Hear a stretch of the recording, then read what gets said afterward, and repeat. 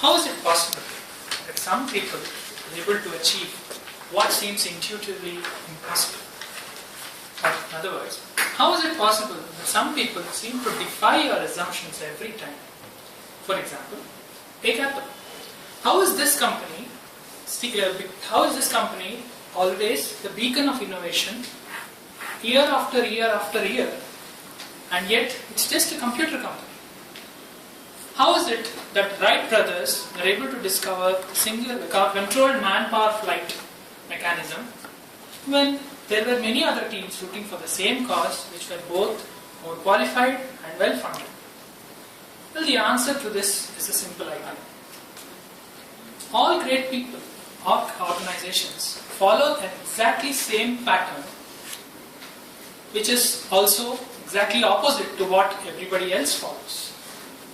Now, this might be the simplest idea you have ever heard, but this idea takes its basis from something called a golden circle.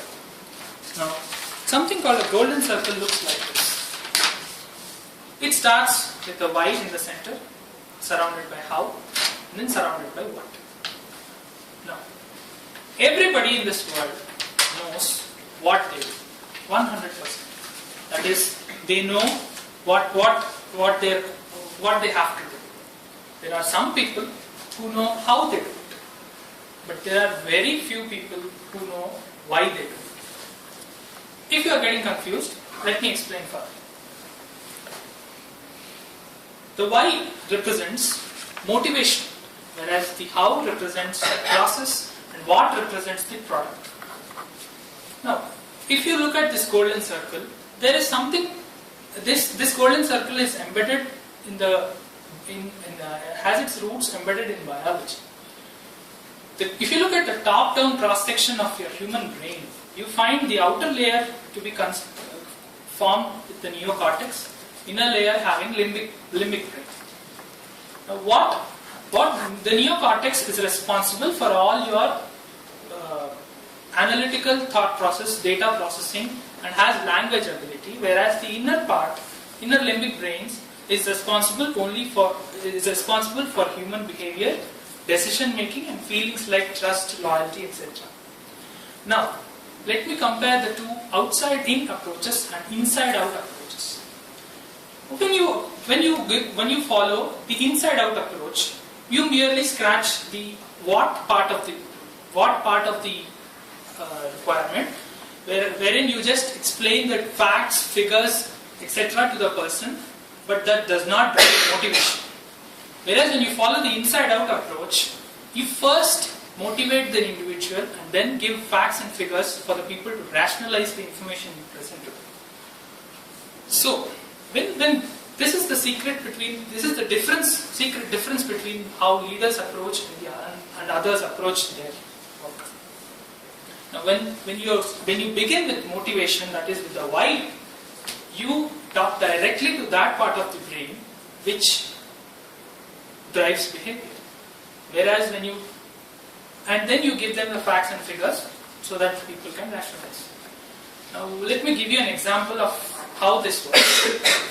In the 1900s, Wright brothers there was a person called Samuel Pierpont Langley who was assigned by the US War Department to figure out a flying machine. This was pre-World War I conditions. So, he had the best team that he could find in the country, best minds working on his project, and also he had all the resources for his project. In fact, he had the perfect recipe for success. But on the other hand, there were Wright brothers who were working on the same project, who had a team where none of them had a college education. The only funding they received was from the meager savings from a bicycle shop.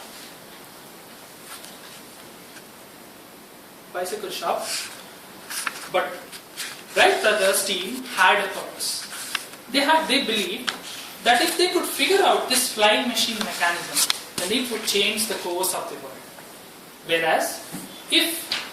Whereas, on the other hand, the Langley's team was merely running after the riches and fame that would follow.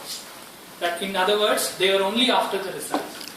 Whereas Wright brothers had a purpose.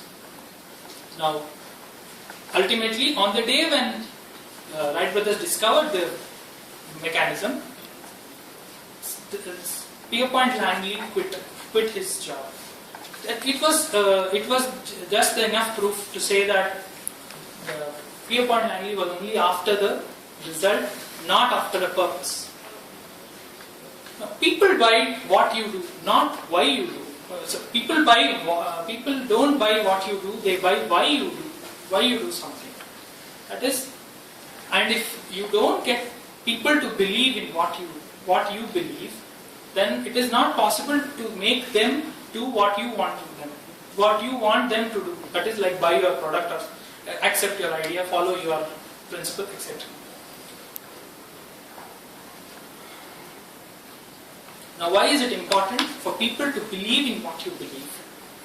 So, for this, there is something called a law of diffusion of innovation, which states that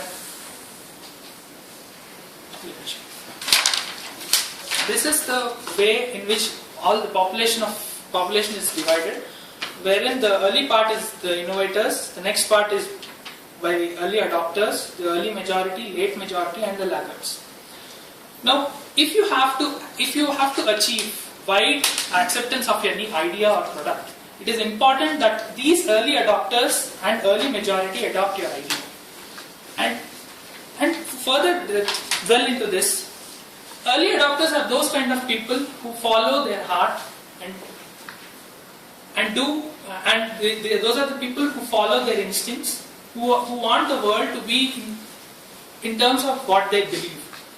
So, unless you get these people on track, the early majority are those kind of people who who take a product only after something has been well tested.